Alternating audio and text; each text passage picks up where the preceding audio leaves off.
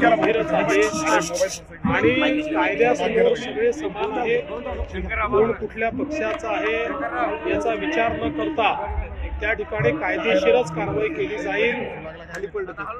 अशी कुठली घटना घडली की पोलीस स्टेशनमध्ये गोळीबार झाला याचंही सत्य आपल्याला त्या ठिकाणी काढावं लागेल। म्हणून मी या संदर्भात वरिष्ठ स्तरावरून चौकशीचे आदेश डीजींना दिलेले आहेत आणि या संदर्भात अत्यंत कडक कारवाई ही केली जाईल।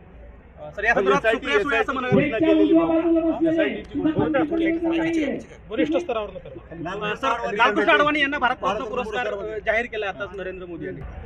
मला असं वाटतं की मी आता तुमच्याकडेच मला माहिती मिळाली, मी माहिती अजून काही घेतली नाही आहे, पण जर तो जाहीर झाला असेल तर मला अतिशय आनंद आहे। कारण अडवाणीजी हे खऱ्या अर्थानं या देशाचे लोहपुरुष राहिलेले आहेत।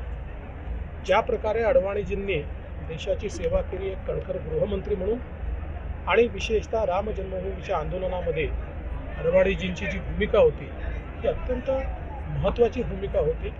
सातत्याने देशाचा विचार मनात असलेले आणि आपल्या संपूर्ण जीवनामध्ये 60-70 वर्ष जो व्यक्ती राजकारणामध्ये राहिला पण निष्कलंक कुठलाही आरोप त्यांच्यावर नाही अशा प्रकारचं चारित्र्य घेऊन जो व्यक्ती राजकारणामध्ये राहिला आणि त्यांचा प्रचंड व्यासंग राहिलेला आहे।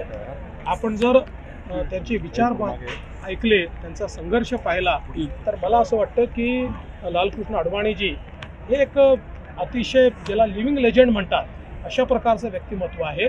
त्यामुळे भारतरत्न जर त्यांना आता मिळालेलं आहे असं आपण मला सांगितलं तर ते खरोखरच मला अतिशय आनंद आहे, वैयक्तिकदृष्ट्या अतिशय समाधानाची आणि आनंदाची गोष्ट। मराठवाड्यात